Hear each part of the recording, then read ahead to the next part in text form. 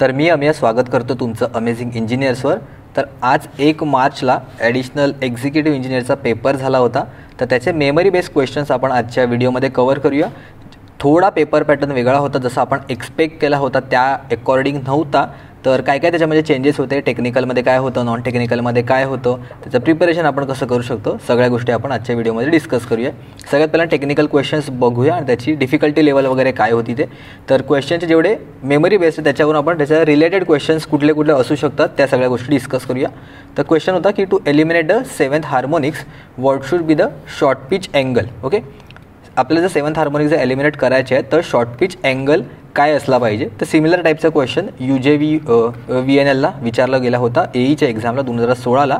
In order to eliminate the 5th harmonic voltage, तिथे 5th harmonic दिलेलं 7च्या जागी, तर त्याचा कॉईलचे शॉर्ट पिच जो अँगल आहे तो काय असला पाहिजे, 72, 36, 15 डिग्री और 18 डिग्री। ओके, तर ह्याच्यासाठी काय लागतं, आपलं एक पिच फॅक्टरचा एक आपला फॉर्म्युला आहे KP = cos alpha n divided by 2, जिथे n असतो तो nth ऑर्डर हार्मोनिक्स असतो। ओके, जर मला हे एलिमिनेट करायचा, हा सगळा जो पिच फॅक्टर तो एलिमिनेट करायचा आहे, तर त्याला इक्वल टू मला 0 करावं लागतं।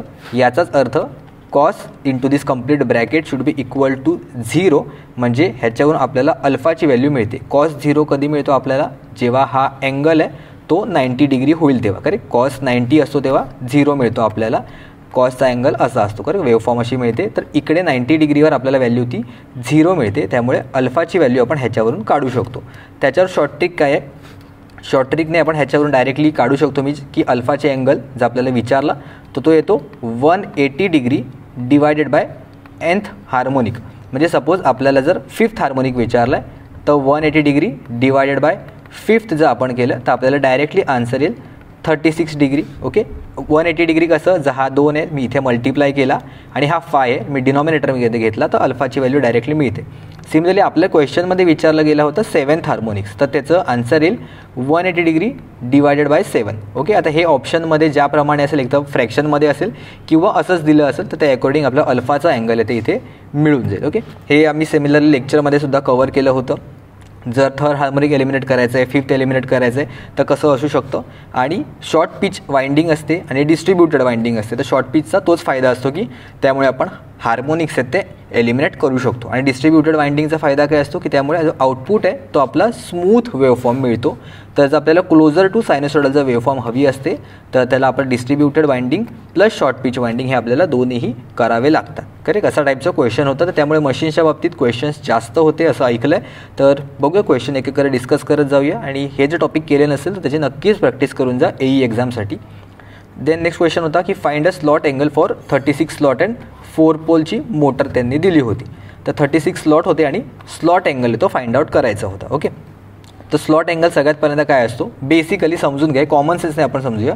जेवढे नंबर ऑफ स्लॉट्स असतील तर त्याच्यापैकी 2 स्लॉट्सच्या मध्ये जो काय अँगल बनेल त्याला आपण म्हणतो स्लॉट अँगल। ओके, तर मेकॅनिकली जर आपण विचार केला तर एक कंप्लीट सर्कल किती डिग्रीचा असतो, 360 डिग्रीचा। करेक्ट, आणि 360 डिग्रीमध्ये सपोज हे आपण अज्यूम करूया, सपोज हे 20 स्लॉट आहेत। ओके, तर प्रत्येक स्लॉट हा किती अँगलचा होईल, तर 360 डिग्रीचा total circle divided by 20। Correct, मग हे जे काय आपल्याला अँगल मिळेल तो मेकॅनिकल अँगल असतो, कारण आपल्याला क्लिअर कट दिसते हे मेकॅनिकल स्लॉट्स आहेत आणि ह्या दोघांमधला जो काय अँगल आहे तो मेकॅनिकल अँगल आहे। तर 2 प्रकारचे अँगल असतात, एक मेकॅनिकल अँगल असतो आणि दुसरा असतो इलेक्ट्रिकल अँगल। करेक्ट, तर आपल्याला क्वेश्चनमध्ये ॲक्च्युली दिले होते की 36 स्लॉट्स आहेत, तर 360 डिग्री डिवायडेड बाय मी 36 केलं तर आन्सर यायला पाहिजे होतं 10 डिग्री। करेक्ट, पण ऑप्शनमध्ये असं मला समजलं ज्यांनी सांगितलं त्यांच्यापैकी की 10 डिग्रीचा तिथे ऑप्शन नव्हता। करेक्ट, तर विचारमध्ये तिथे स्लॉट्स होते का, तर पोल्स दिले होते का, तर त्यांनी सांगितलं येस, तिथे पोल क्वेश्चनमध्ये दिले होते। तर याचा अर्थ त्यांनी इलेक्ट्रिकल अँगलबद्दल तिथे विचारलं होतं। जर मेकॅनिकलचा ऑप्शन तिथे नसेल प्रेझेंट तर इलेक्ट्रिकल नेहमी चेक करत जा। थीटा इलेक्ट्रिकल म्हणजे इलेक्ट्रिकल अँगल असतो नेहमी P/2 times of the theta mechanical. Correct, जर पोलची व्हॅल्यू 4 दिली आहे तर 4/2 मल्टिप्लाय बाय थीटा मेकॅनिकल किती आलेला आपला 10 degree, which is equal to होऊन जाईल हे आपलं 20 डिग्री। तर 20 डिग्री ऑप्शनमध्ये होता का? येस, तर 20 डिग्री ऑप्शनमध्ये होता. तर ऑप्शन जसे सांगितलं त्या अकॉर्डिंगच मी इथे मेन्शन केलेले आहेत. कदाचित थोडेफार चेंजेस असू शकतील, कारण सेंटेन्स फ्रेमिंग जर बदलली तर मे बी आन्सरसुद्धा चेंज होऊ शकतं. पण अशा प्रकारचा जर क्वेश्चन आला मेकॅनिकल अँगलचा किंवा इलेक्ट्रिकल अँगलचा, तर तुम्ही अशा प्रकारे त्याला टॅकल करू शकता. सिमिलरली पोल पिचचा पण मी इथे फॉर्म्युला तो मेन्शन केलेला आहे. काय असतो पोल पिच? तर स्लॉट्स पर पोल आपण डायरेक्टली तिथे मेन्शन करू शकतो. तुम्हाला इथे पण विचारू शकतो की पोल पिच काय आहे, तर स्लॉट्स पर पोल म्हणजे 36 डिवायडेड बाय 4 केलं तर 9 हा तुमचा येईल इथे पोल पिच. करेक्ट. जाऊया आपण पुढच्या क्वेश्चनकडे, बघूया काय होता क्वेश्चन. नेक्स्ट होता की find the number of turns find out करायचे होते तुम्हाला, आणि गिवन होतं वाइंडिंग फॅक्टर दिलेलं, EMFची व्हॅल्यू दिलेली, फ्लक्स दिलेला आणि फ्रिक्वेन्सी दिलेली. तर तिकडे हा फॉर्म्युला आपण यूज करू शकतो 4.44 FIN KP KD. Okay, KP म्हणजे आपला पिच फॅक्टर आणि KD म्हणजे डिस्ट्रीब्युशन फॅक्टर, आणि हे दोघांना कंबाईन म्हणू शकतो आपण वाइंडिंगचा फॅक्टर.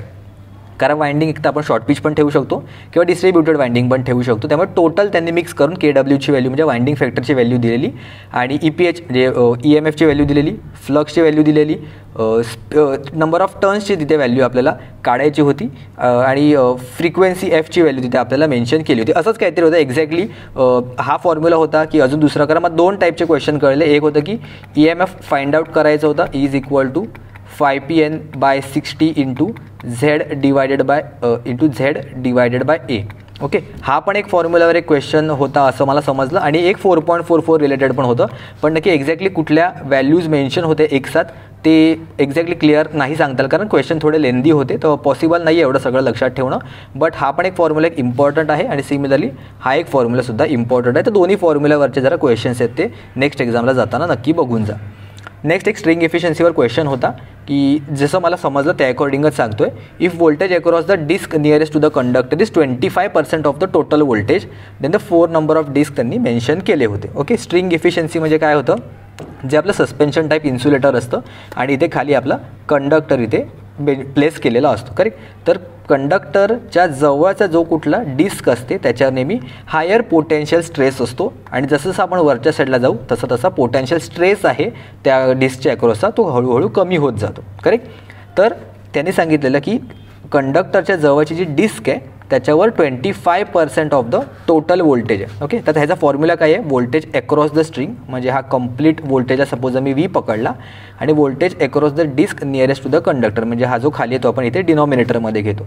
तर स्ट्रिंग इफिशियन्सी ह्या पर्टिक्युलर क्वेश्चनसाठी जर आपण कन्सिडर केली तर ती होईल नंबर ऑफ इन्सुलेटर N ची व्हॅल्यू आहे 4, आणि voltage across the disc nearest to the conductor is 25% आहे ना, म्हणजे 0.25 of the total voltage V.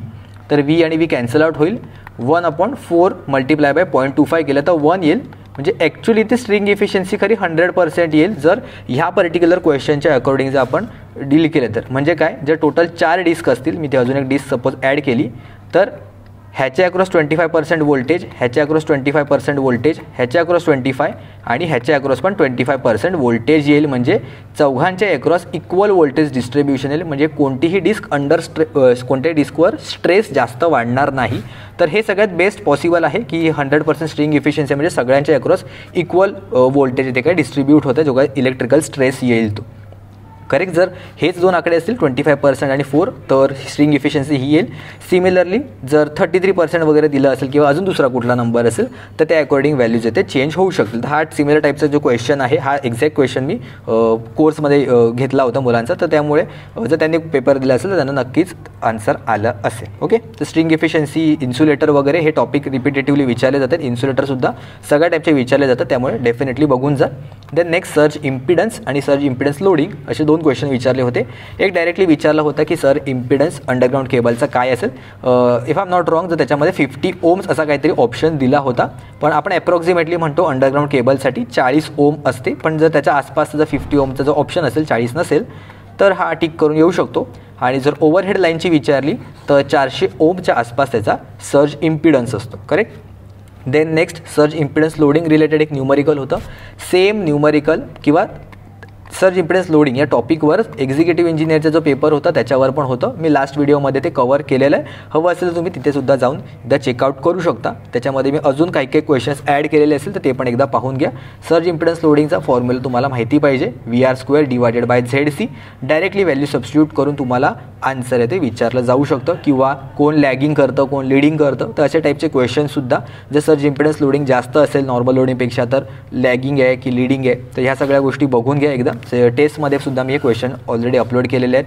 परत जो ZCची व्हॅल्यू आहे इम्पिडन्सची व्हॅल्यू ती इंडिपेंडंट ऑफ द लेंथ असते, फक्त L आणि C म्हणजे इंडक्टर आणि कॅपॅसिटर्सवर डिपेंड करते. तर लाईनची व्हॅल्यू मी किती पण लेंथ वाढवली, किती पण लेंथ कमी केली वाढवली तरी सर्ज इम्पिडन्सवर त्याचा काहीही फरक पडत नाही. ओके, तर अशा टाईपचे क्वेश्चन्स पण एकदा बघून जा. त्यानंतर न्यूटन रॅप्सन मेथडवर एक क्वेश्चन होता की न्यूटन रॅप्सन मेथड आहे ती आपण कशासाठी यूज करू शकतो, त्याचा मेन बेसिक पर्पज काय आहे. इकॉनॉमिक लोड डिस्पॅच आहे बाबा, की लोड फ्लो ॲनालिसिसला यूज होतो, की फॉल्ट ॲनालिसिसला होतो. तर कदाचित क्वेश्चन असे किंवा ऑप्शन असे सेट केले होते की तिथे कदाचित कन्फ्युजन होऊ शकतं, आणि AEच्या येणाऱ्या एक्झामसाठी सुद्धा असे ऑप्शन्स सेट केले जाऊ शकतं की जिथे कन्फ्युजिंग होईल. असतील इझी, तुम्ही वाचलेलं सुद्धा असेल, पण थोडं बहुत तिथे कन्फ्युजन येते होऊ शकतं. तर न्यूटन रॅप्सन मेथड आपण कशासाठी यूज करतो, तर लोड फ्लो ॲनालिसिससाठी आपण येतो यूज करतो. म्हणजे सिमिलर टाईपचा क्वेश्चन आपल्या तर फुल लेंथ टेस्टमध्ये सुद्धा टाकलेला आहे की कुठला मेथड आहे खालीलपैकी ऑप्शनपैकी की लोड फ्लो ॲनालिसिससाठी आपण यूज नाही करत. ओके, तर तिथे Gauss Seidel method, decouple load flow, Newton Raphson, fast decouple load flow, हे सगळ्या मेथड्स आपण यूज करतो. ब्लॉन्डल्स टू रिॲक्शन थिअरी आहे, ती कुठली लोड फ्लो मेथड नाही आहे, पण जाणून बुजून मी कन्फ्यूज करण्यासाठी इथे लोड फ्लो मेथड असं पुढे त्याचं नाव दिलं. ओके, अशी कुठलीच थेअरी एक्झिस्ट करत नाही. ब्लॉन्डल टू लोड फ्लो मेथड अशी कुठलीच थेअरी नाही आहे, पण असे कन्फ्युजिंग ऑप्शन तुम्हाला विचारले जाऊ शकतात. करेक्ट. वळूया पुढे आपण. नेक्स्ट क्वेश्चन होता, the volume of the conductor required in 3 wire DC system is dash times the 2 wire DC system. Okay, तर सिमिलर टाईपचा क्वेश्चन आपल्या AEच्या एक्झामला विचारला गेला होता 2022ला सुद्धा. करेक्ट. तर आणि आता same as it is repeat झालेला आहे क्वेश्चन. तर त्यामुळे हे व्हॉल्यूम ऑफ द कंडक्टर किंवा व्होल्टेज किती टाइम्स लागतं या सगळ्या गोष्टी एकदा बघून घ्या. हा SSC JEEचा ॲज इट इज क्वेश्चन आहे, 2020ला विचारला गेला होता. करेक्ट आन्सर येईल ह्याचं 1.25. तर इथे तुम्हाला मी टेबल प्रोव्हाइड करून देतो, जर नेक्स्ट कधी आले क्वेश्चन तर तुम्ही ह्याच्यावरून ॲज इट इज करू शकता. DC 2 वायर सिस्टीमला आपण रेफरन्स कन्सिडर केलं तर ह्याच्या पटीत आपल्याला 3 वायरला किती कंडक्टर रिक्वायर्ड लागेल. अगर जर सिंगल फेज 2 वायर घेतलं तर किती लागेल, सिंगल फेज 3 वायर घेतलं तर किती लागेल. तर ह्याच्यामध्ये कॉस स्क्वेअर फाय म्हणजे तिथे पॉवर फॅक्टरचा सुद्धा ह्याच्यामध्ये समावेश आपल्याला फॉर्म्युलामध्ये करायला लागतो. करेक्ट. तर AC आणि DCचं पण कंपॅरिझन होईल, आणि AC DC कसलंही तुम्ही कंपॅरिझन आहे ते करू शकता. नेक्स्ट एक क्वेश्चन होता, थोडा वेगळा क्वेश्चन होता की H क्लास केबल इन्सुलेशन आहे is done by which material. Okay, तर लास्टच्या सिनियर टेक्निशियनच्या एक्झामला बेल्टेड केबल, स्क्रीन केबल आणि प्रेशर केबलचे डायरेक्टली वर्किंग व्होल्टेजेस विचारले होते सिनियर टेक्निशियनच्या पेपरला. तुम्ही लास्ट व्हिडिओ जाऊन बघितलं तर समजेल. आणि ह्याच्यामध्ये H टाईप केबलचं इन्सुलेशन विचारलं. तर H टाईप केबल स्क्रीन केबलचा एक सब टाईप आहे. तर त्याच्यामध्ये काय इन्सुलेशन आपण यूज करतो, PVC करतो, रबर करतो, पेपर करतो. तर हे असे थेरोटिकल फॅक्च्युअल डेटा फार रेअरली विचारले जातात, पण ह्या एक्झामला ते आपल्याला बघायला मिळाले. तर त्यामुळे थिओरिटिकल क्वेश्चनसुद्धा स्किप करू नका. तर याचं उत्तर आहे H टाईप केबलचं की ते एकतर एका सायंटिस्टच्या नावावरून ठेवलेलं आहे आणि individually insulated with the paper. Okay, इथे मेन्शन केलेलं आहे. तर 3 cores are individually insulated with the paper. तर ह्याच्या अकॉर्डिंग आपण सांगू शकतो की पेपर आपण त्याच्यामध्ये ॲज अ इन्सुलेशन म्हणून यूज करतो. ओके, तर ऑप्शन्स मला एक्झॅक्ट काय आहेत ते माहिती नाही, मे बी पेपर नसेल सुद्धा, तर त्या अकॉर्डिंग मग रिमेनिंग ऑप्शन्सपैकी आपल्याला टिक करावा लागेल. पण जर पेपर असेल तर पेपर इथे करेक्ट आन्सर होईल. ओके, वळूया आपण पुढच्या क्वेश्चनकडे. In ACSR conductor how to denote the aluminium and steel reinforced जे काही कंडक्टर्स असतात ते कुठल्या टाईपमध्ये मेन्शन केलेले असतात. If I am not wrong same as it is question हा विचारला गेला होता. अशाच टाईपमध्ये फ्रेमिंग केलेली होती की स्टील स्टँड्स दिलेले होते आणि ॲल्युमिनियम स्टँड्स दिले होते. तर 25/7 की 7/25, 50/15, 15/15. तर आपल्याला हे तरी गेस करू शकतो की हे दोन तर ऑप्शन नाही येणार, पण ह्या दोनमध्ये सुद्धा आपल्याला बरंच कन्फ्युजन होऊ शकतं आणि रिस्क घेऊ की नको असं बऱ्याच जणांना वाटलं सुद्धा असेल एक्झाममध्ये. तर ह्याच्यामध्ये कुठल्या फॉर्मॅटमध्ये लिहिलं जातं ते मी तुम्हाला दाखवतो. हे ऑलरेडी मी एका व्हिडिओमध्ये कव्हर केलेले BMC JEEच्या प्लेलिस्टमध्ये मी तुम्हाला सांगतो. ती व्हिडिओ प्लेलिस्ट बघा, डेफिनेटली तुम्हाला फायदा होईल. आणि केबल्स आणि वायर्स इथं नक्कीच बघा. ह्याच्यामध्ये मी एक क्वेश्चन घेतला होता. तर जे स्टँडर्ड कंडक्टर आहे ACSRचे ते ASD या फॉर्मॅटमध्ये लिहिलेलं असतं. पहिलं असतात ॲल्युमिनियम स्ट्रँड, त्यानंतर असतात स्टीलचे, आणि त्यानंतर आपण त्याचा डायमीटर आहे तो मेन्शन करतो. म्हणजे सपोज 25/7 आणि पुढे जर डायमीटर असेल त्याचा 0.05 प्रत्येक जे स्ट्रँडचा, तर तो पण आपण मेन्शन केलेला असतो. म्हणजे सगळ्यात पहिल्यांदा ACSRमध्ये ॲल्युमिनियम असतं, ॲल्युमिनियम कंडक्टर, त्यानंतर स्टील असतो, आणि त्यानंतर त्याचा जो काय डायमीटर असेल तो नावाप्रमाणे तुम्ही लक्षात ठेवू शकता. तर ॲल्युमिनियमचे स्ट्रँड्स आहेत ते 25 पहिले येतील. ॲल्युमिनियम कंडक्टर स्टील रेनफोर्स म्हणजे नंतर 25/7 असा ऑप्शन इथे करेक्ट ऑप्शन आहे ते होऊन जाईल. ठीक आहे. त्यानंतर एक क्वेश्चन होता इकॉनॉमिक लोड डिस्पॅचवर.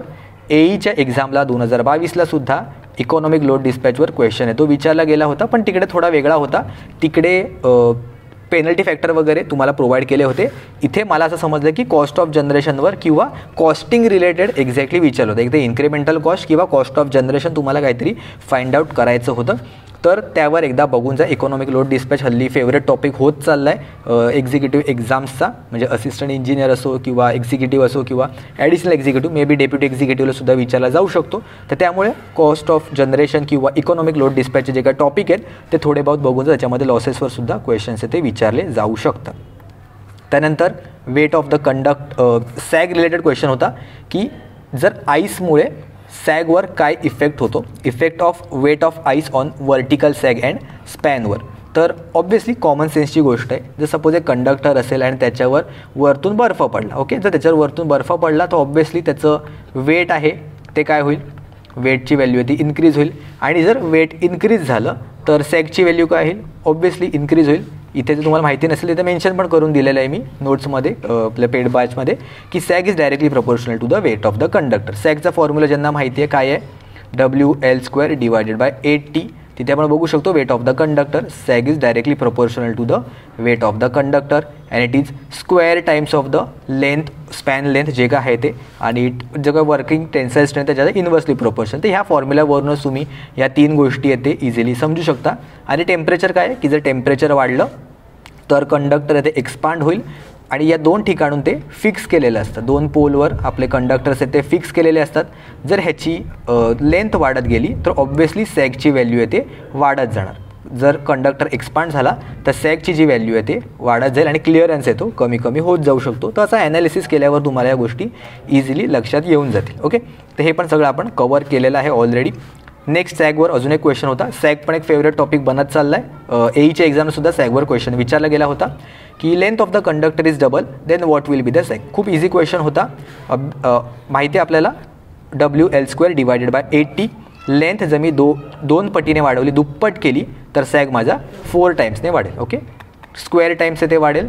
तसं विचारलं जर अर्ध केलं तर काय होऊ शकतं. वेटचा पण त्यांनी क्वेश्चन विचारला, लेंथवर विचारला, मे बी उद्या जाऊन ते टेन्शनवर विचारलं जाऊ शकतो क्वेश्चन. तर त्याच्यासाठी सुद्धा प्रिपेअर्ड राहा. इक्वल डिस्टन्स असतील 2 सपोर्ट टॉवरचे तर काय होऊ शकतं.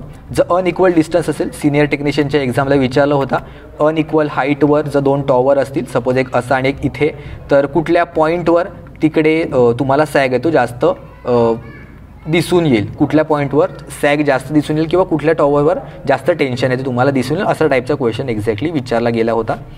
त्यानंतर कोरोनावर क्वेश्चन होता. कोरोनावर 2 क्वेश्चन होते. If the distance between the conductor increases then what will be the effect on corona. Okay, जर 2 कंडक्टरमधलं जर मी डिस्टन्स आहे ते जर मी वाढवलं तर कोरोना कमी होईल, जास्त होईल, अशा टाईपचा क्वेश्चन आहे तो विचारला गेला होता. तर आपण फॉर्म्युलाच्या हेल्पनेच बघूया, डायरेक्टली पाठ करण्यापेक्षा, किंवा जसं इमॅजिन होत नसेल तर.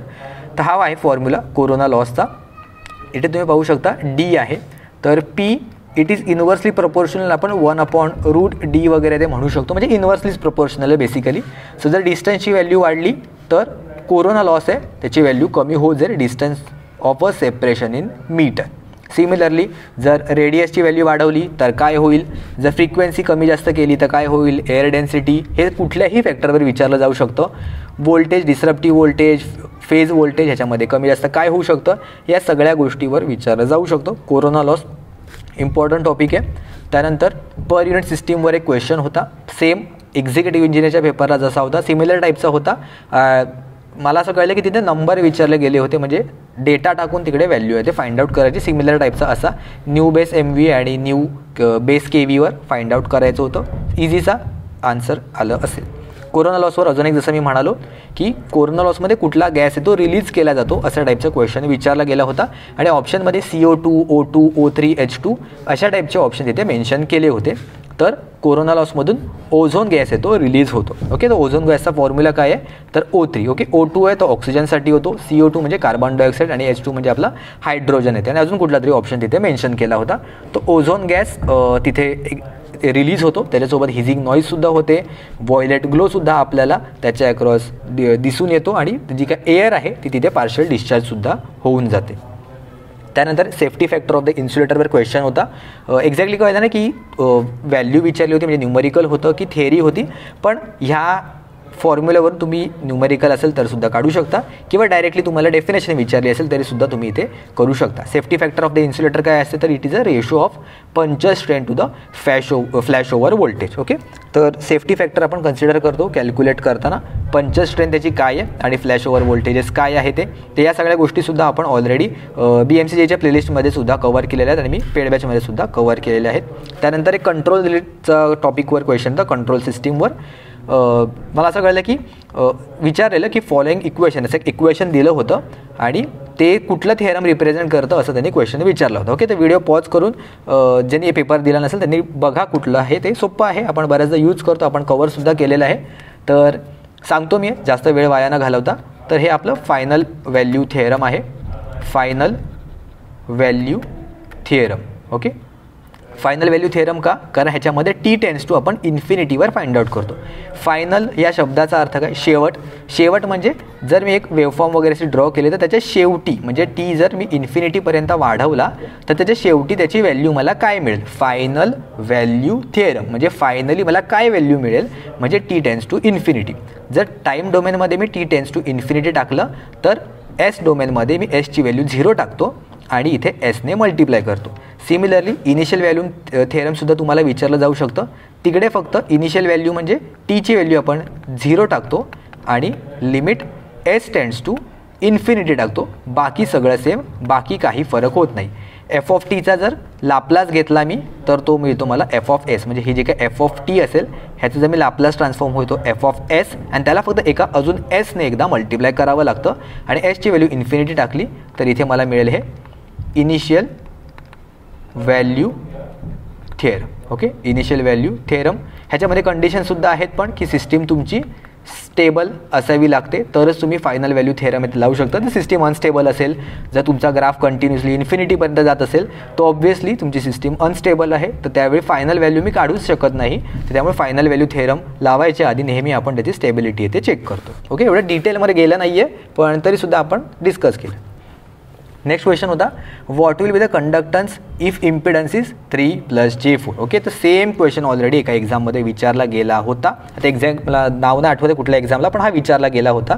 तर ह्याच्यामध्ये कन्फ्युजन होऊ शकतं, एक्झाममध्ये नक्की झाला पण असेल.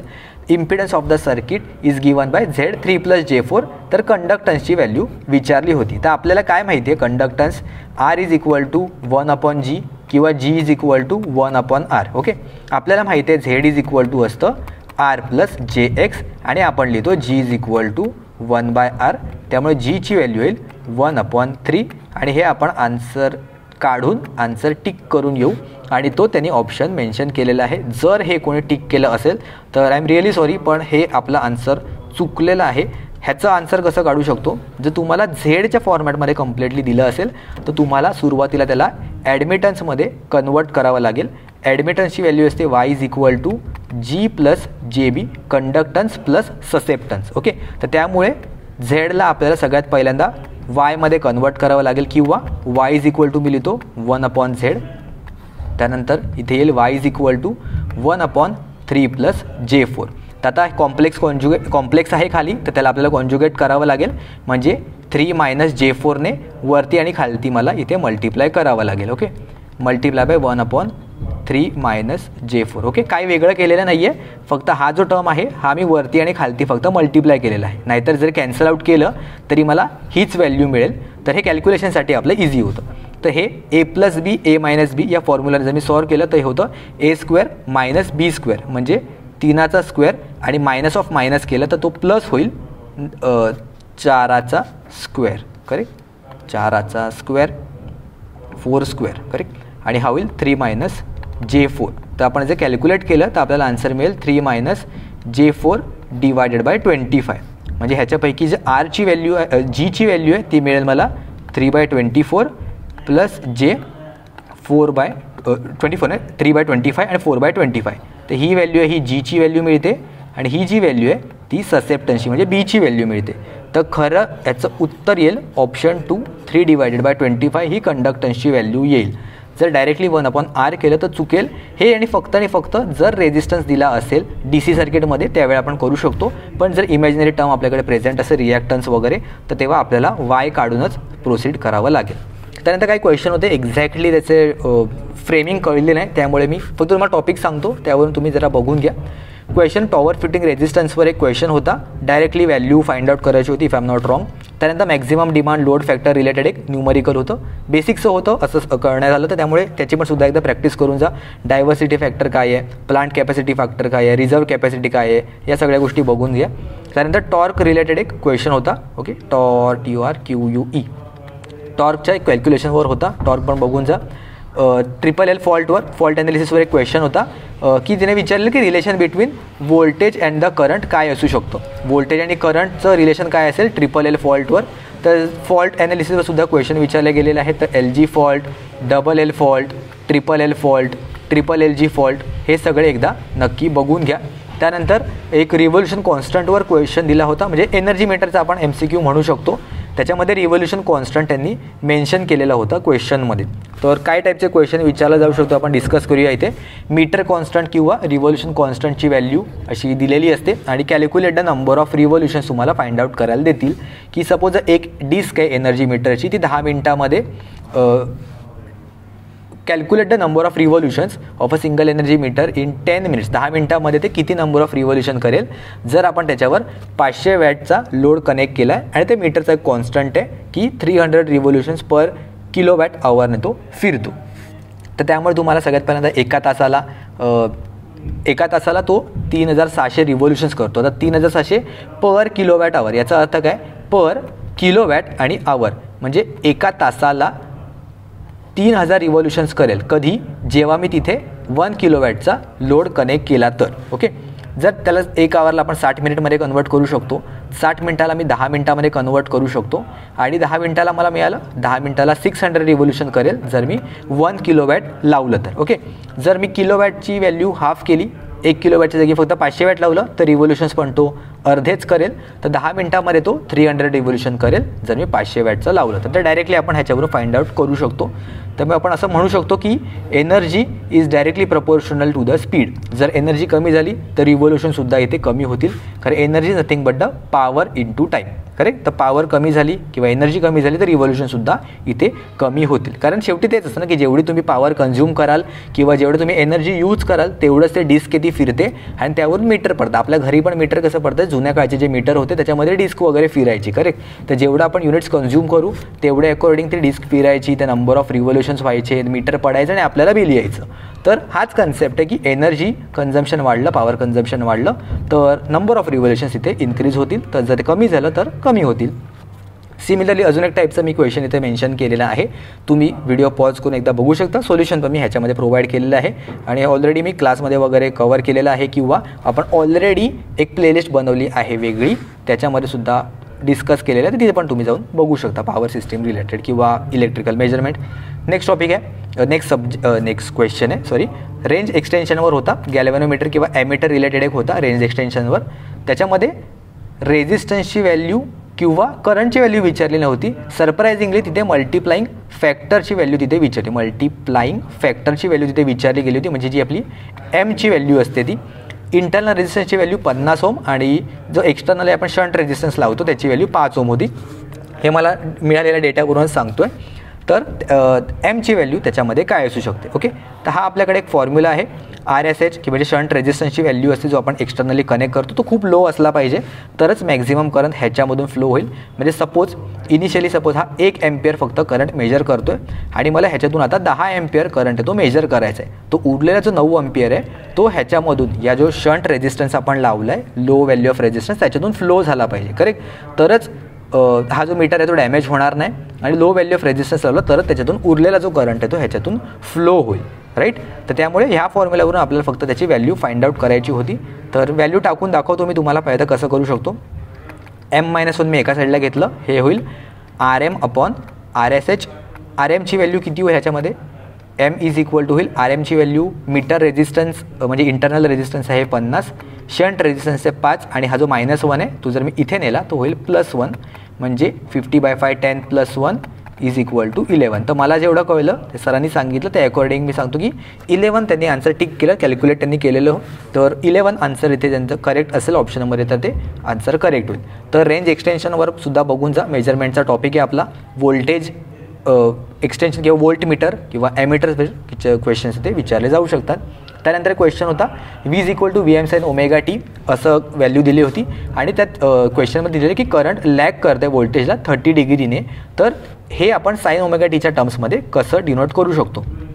तर इन शॉर्ट आपण म्हणू शकतो की I is lagging by 30 degree. म्हणजे VM sin ωt जर मी इथे रेफरन्स कन्सिडर केला V at an angle 0 degree, तर ह्याला आपण म्हणू शकतो की हा इथे -30 डिग्रीने ह्याच्यापेक्षा इथे लॅग करतो आहे. करेक्ट, त्याला म्हणू शकतो I at an angle of -30 degree, ह्याच्यापेक्षा तो लॅग करतो. sin ωtच्या टर्म्समध्ये असेल तर आपण असं लिहू शकतो की sin ωt -30 degree. Okay, I M sin ωt -30 degree असं आपण मेन्शन करू शकतो sin ωtच्या टर्म्समध्ये. आणि जर फक्त पोलर फॉर्मॅटमध्ये असेल तर आपण असं इकडे मेन्शन करू शकतो. करेक्ट. नेक्स्ट एक क्वेश्चन होता AC ब्रिजवर. ते पण डाऊट आहे की व्हीटस्टोन ब्रिजवर होता की AC ब्रिजेसवर होता, कारण व्हीटस्टोनमध्ये फक्त आपण रेझिस्टन्स म्हणतो आणि AC ब्रिजेसमध्ये इम्पिडन्स वगैरे आपण कॅल्क्युलेट करतो. तर ते सरांनी सांगितलं त्या अकॉर्डिंग मी सांगतो तुम्हाला की पोलरमध्ये ऑप्शन जे काही व्हॅल्यू होत्या ते दिल्या होत्या, ब्रिजेसचे जे उरलेले जे रिमेनिंग जे 3 होते ते. तर पोलर फॉर्मॅटमध्ये दिलेला म्हणजे इम्पिडन्सच्या टर्म्समध्ये दिला होता. तर इम्पिडन्समध्ये कसं होतं, जो काय मॅग्निट्यूड असतो म्हणजे Z1 Z4 is equal to Z2 Z3. इथे मी मेन्शन पण केलेलं आहे. Z1 Z4च्या मॅग्निट्यूडचं मल्टिप्लिकेशन होतं आणि it should be equal to Z2 Z3. तर सपोज मला Z3ची व्हॅल्यू इथे फाइंड आउट करायची असेल तर Z3ची व्हॅल्यू मला मिळेल Z1 Z4 divided by Z2. Correct. पण Z3 अँगलची जी व्हॅल्यू ह्याची थीटा अँगल जो आहे तर थीटा अँगलची व्हॅल्यू कशी मिळेल, θ3 इज इक्वल टू θ1 + θ4 मायनस θ2. मला असं करावं लागेल, जो इम्पिडन्सचा जो मॅग्निट्यूड असतो त्याचं मल्टिप्लिकेशन होतं आणि जे अँगल असतं त्याची ॲडिशन होते. ओके, हे गोष्टी फरक समजून घ्या, नाहीतर आपण घाईघाईमध्ये जे अँगल्स असतात त्यांचं पण मल्टिप्लिकेशन करायला जातो. हे बघा इथे मेन्शन पण केलेलं आहे. इथे Z1 अननोन घेऊन मेन्शन केलं तर कसं फाइंड आउट करू शकतो इथे क्लिअर कट लिहिलेलं आहे. ओके, वळूया आपण पुढे. Number of generators are connected in to infinite bus. एका इन्फायनाईट बसला मल्टिपल जनरेटर कनेक्टेड होते आणि कुठल्या एक पर्टिक्युलर जनरेटरची जर मला फ्रिक्वेन्सी कंट्रोल करायची असेल तर आपण कसं करू शकतो. ओके, तर सरांनी जे ज्या सांगितलं त्या ऑप्शन अकॉर्डिंग स्टीम किंवा मेकॅनिकल इनपुट जर कंट्रोल केलं तर त्या अकॉर्डिंग आपली फ्रिक्वेन्सी ते कंट्रोल होऊ शकते. एक्झॅक्टली मला रिमेनिंग ऑप्शन माहिती नाही, पण अशा टाईपचा थोडा लॉजिकल कन्सेप्च्युअल तिथे क्वेश्चन होतो विचारला गेला होता. सिमिलर अशा टाईपचे क्वेश्चनसुद्धा मी लेक्चरमध्ये डिस्कस केला होता की if the mechanical power input to the alternator is increase. जर मेकॅनिकल पॉवर मी वाढवली पण त्याचं एक्सायटेशन मी कॉन्स्टंट ठेवलं तर काय होऊ शकतं, तर real power output will increase. तर आपण कसं लक्षात ठेवू शकतो, ह्याचं उत्तर आहे रिअल पॉवर इन्क्रीज होते. जर मेकॅनिकल इनपुट मी वाढवली तर माझी रिअल पॉवर आहे, ॲक्टिव्ह पॉवर आहे, तिच्यामध्ये चेंजेस होतील. आणि जर मी एक्सायटेशन चेंजेस केले तर जी रिॲक्टिव्ह पॉवर आहे त्याच्यामध्ये चेंजेस होतील. तर नेहमी लक्षात ठेवा, जर कधी मेकॅनिकल पॉवर इनपुटमध्ये जर काही चेंजेस केलेत तर ॲक्टिव्ह पॉवरमध्ये चेंजेस होतील आणि एक्सायटेशन चेंज केलं तर रिॲक्टिव्ह पॉवरमध्ये चेंजेस आपल्याला दिसून येतील. नेक्स्ट एक क्वेश्चन होता, if the receiving end voltage and sending end voltage is maintain at same voltage होती. कुठली व्हॅल्यू एक्झॅक्टली माहीत नाही, मी इथे घेतलेली आहे. अँड रिसिव्हिंग एंड पॉवर दिलेली होती आणि रिसिव्हिंग एंड करंटची व्हॅल्यू तुम्हाला फाइंड आउट करायची होती. ओके, तर आपण फॉर्म्युला लावतो P is equal to √3 VL IL cos phi. Correct. cos phi वगैरे दिला नसेल तर P is equal to √3 VLIL आपण कन्सिडर करू शकतो. तर ह्याच्यामध्ये इझी तुम्हाला वाटेल की फक्त डायरेक्टली व्हॅल्यू काढायची आहे, पण तुम्ही जेव्हा फाइंड आउट करायला जाल तेव्हा इथे प्रॉब्लेम येईल P divided by √3 VL. Okay, आता ह्याच्यामध्ये आता काय प्रॉब्लेम येऊ शकतो, पीची व्हॅल्यू मी सपोज सबस्टिट्यूट केली 300 megawatt. Okay, values may be वेगळे असू शकतील, कदाचित क्वेश्चन फ्रेमिंग थोडी वेगळी असू शकते, पण ह्याच्या क्वेश्चनमध्ये तुम्हाला काय सांगायचं आहे ते एकदा फक्त जाणून घ्या. कॅल्क्युलेशनमध्ये तुम्हाला जे प्रॉब्लेम होतो ते आपण एलिमिनेट करू शकतो. Divided by √3 multiply by line व्होल्टेजची व्हॅल्यू आपण घेतली सपोज इथे 220 kV म्हणजे इंटू 10⁻³ तर √3ने जर आपण डिवाइड करायला गेलो ना तर हे कॅल्क्युलेशन करायला थोडं प्रॉब्लेमॅटिक होऊ शकतं. तर त्यामुळे काय करू शकतो, √3ला एलिमिनेट करण्यासाठी मी वरती √3ने मल्टिप्लाय केलं आणि खाली इथे √3ने डिवाइड केलं. ओके, √3 वरती मल्टिप्लाय केलं आणि खाली पण इथे मल्टिप्लाय केलं म्हणू शकतो. तर √3 गुणिले √3 किती होतात, √3 गुणिले √3 होतात 3, करेक्ट. आणि √3ची व्हॅल्यू किती असते 1.732. त्याच्यावेळी काय करू शकतो आपण, हा जो √3 आहे आणि हा √3 आहे ह्याचं मल्टिप्लिकेशन करून 3 डिनॉमिनेटरमध्ये आपण 3 घेऊ शकतो, मल्टिप्लाय हे 220 असंच राहील आणि हा इथे 10⁻³ होईल. हिची जर पॉवर इथे कट केली तर इथे 10⁻³ राहील फक्त, आणि मल्टिप्लाय बाय जो √3 आहे तिथे मी लिहू शकतो 1.732, करेक्ट. इथे 3ने जर मी ह्याला एलिमिनेट केलं तर हा होईल 100 म्हणजे वरती होईल 173.2. 100ने 1.732ला तर इझिली मी मल्टिप्लाय करू शकतो. तर 1.732 गुणिले 10⁻³ आणि डिवायडेड बाय 220 करू शकतो. ह्याला पण ॲप्रॉक्सिमेट करायचं आहे तर मी 200 घेईन आणि 1000 आहे ना, हा 10⁻³ म्हणजे 1000, करेक्ट, 1000. मग 200ला जर मी 1000ने डिवाइड केलं तर किती होईल, हा 5 होईल ॲप्रॉक्सिमेटली म्हणू शकतो. आणि 5 मल्टिप्लाय बाय 173 जर तुम्ही केलं तर त्याच्यानं तुम्हाला एक जवळपासचा आन्सर तिथे दिसून येईल. कारण आपल्याकडे कॅल्क्युलेटर नाही आहे तर असं तुम्हाला ॲप्रॉक्सिमेशन करावं लागेल. √3 असेल तर त्याला मल्टिप्लाय डिवाइड करावं लागेल, √2 असेल सुद्धा तरीसुद्धा तुम्ही सेम टाईपचं करू शकता. कॉम्प्लेक्स असेल तर त्याला कॉन्ज्युगेट वगैरे करायचं ते मी ऑलरेडी कंडक्टन्सच्या ह्याच्यामध्ये दाखवलं आहे. अजून एक सिम्पलचा क्वेश्चन होता, जर एका मोटरचा जर स्पीड आहे 50 हर्ट्जवर मला 1000 RPM मिळतो आहे तर 30 हर्ट्जवर मला 30 हर्ट्ज फ्रिक्वेन्सीवर मला किती स्पीड मिळेल. ओके, आपला फॉर्म्युला आहे NS = 120F divided by P. म्हणजे स्पीड सिंक्रोनस स्पीड आहे ती डायरेक्टली प्रपोर्शनल टू द आपली फ्रिक्वेन्सी असते. सो जर फ्रिक्वेन्सीची व्हॅल्यू कमी केली तर स्पीडची व्हॅल्यूसुद्धा ऑब्व्हियसली कमी होणार. तर मी असं लिहू शकतो N2/N1 = F2/F1, कारण डायरेक्टली प्रपोर्शन आहे तर 2च्या समोर 2, 1च्या समोर 1 लिहू शकतो. N2ची व्हॅल्यू मला मिळेल F2 = 30/50. आता 2 म्हणजे सेकंड केस. ओके, सेकंड केस म्हणजे ही आहे, ह्या दोन्ही फर्स्ट केस आहेत की इनिशियली कसं होतं, त्यामुळे ही F1ची व्हॅल्यू आणि ही N1ची व्हॅल्यू होऊन जाईल.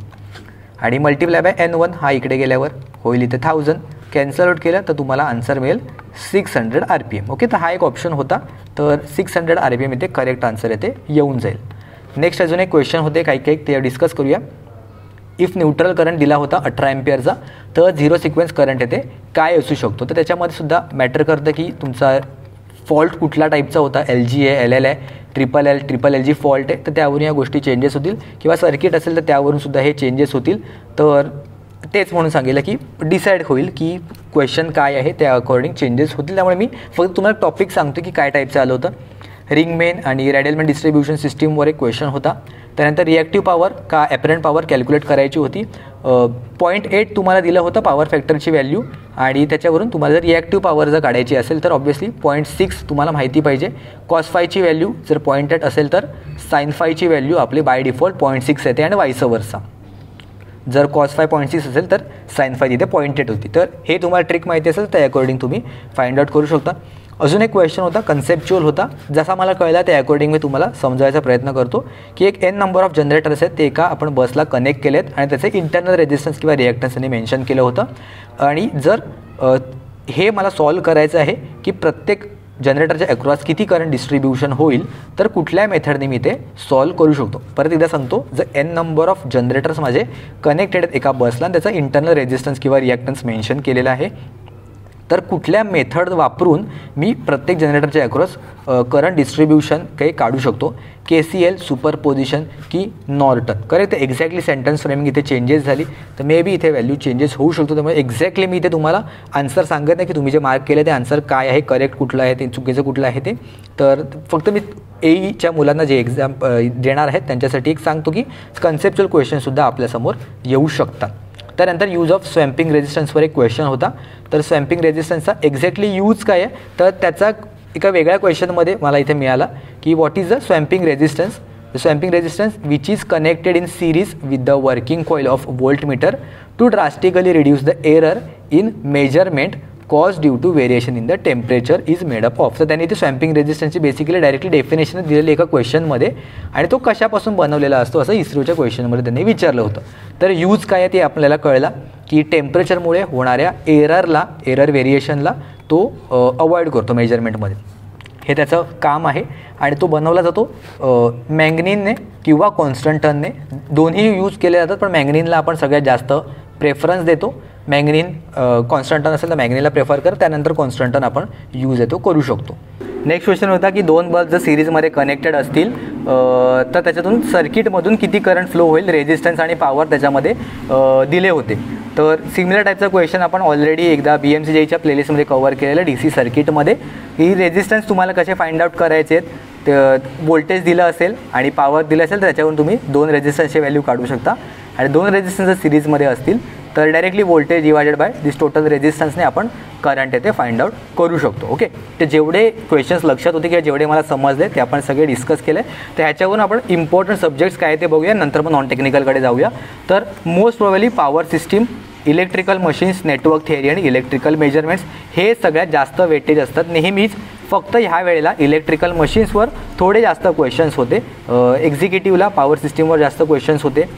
पण आधीच्या सिनियर टेक्निशियन म्हणा किंवा AEच्या एक्झामलासुद्धा पॉवर सिस्टीमवर जास्त क्वेश्चन होते, पण या एक्झामला इलेक्ट्रिकल मशीनवर जास्त फोकस होता. तर त्यामुळे थोडं चेंजेससुद्धा होऊ शकतात. तर त्यामुळे बी प्रिपेअर्ड फॉर ऑल सब्जेक्ट. पण त्यातल्या त्यात जर तुमची अजून पण प्रिपरेशन झालं नसेल तर ह्या 4 सब्जेक्टवर तुम्ही फोकस आहे ते करू शकता. ओके, आपला जर कोर्स वगैरे हवं असेल तर तुम्ही प्लेस्टोरवर जाऊ शकता किंवा हा खूप स्कॅन जरी केला QR कोड तरी तुम्ही डायरेक्टली परचेस करू शकता. सध्या 20% डिस्काउंट चालू आहे सगळ्या टेस्ट सिरीजवर. टेस्ट सिरीजची सुद्धा डेफिनेटली प्रॅक्टिस करा, कारण जर तुमचा टाईम मॅनेज झाला नाही किती पण येऊन तर काहीच फायदा नाही. आणि असं झालेलं सुद्धा आहे, सगळं येत असून सुद्धा टाईम मॅनेज नाही करता आला, त्यामुळे बऱ्याच जणांचे बरेच क्वेश्चन सुटले गेलेले आहेत. तर त्यामुळे आत्ताच ऑफर वगैरे आहे तर घेऊ शकता. आणि डिस्कॉमचा सुद्धा आपला कोर्स आलेला आहे, तो पण सुद्धा येणाऱ्या एक्झामसाठी रेफर करू शकता. आणि नॉन टेक्निकलकडे जायच्या आधी जर प्रत्येक AEने मला इथे कमेंट करून सांगा की तुम्ही येणाऱ्या एक्झामसाठी फाईट करण्यासाठी, येणाऱ्या चॅलेंजेससाठी तुम्ही रेडी आहात का. प्रत्येकाने कमेंट करून सांगा, म्हणजे मला समजेल की किती AEज सिरियसली अभ्यास करत आहेत आणि त्यांना खरंच एक्झाम क्लिअर करायचे. ओके, नॉन टेक्निकल बघूया. तर नॉन टेक्निकल प्रिवियस पेपरसारखंच होतं, जसा टेलिकॉमचा होता, एक्झिक्युटिव्ह इंजिनिअरचा होता आणि सिनियर टेक्निशियनचा होता, सेम टाईपच होता. परत एकदा पाहिजे टॉपिक सांगतो.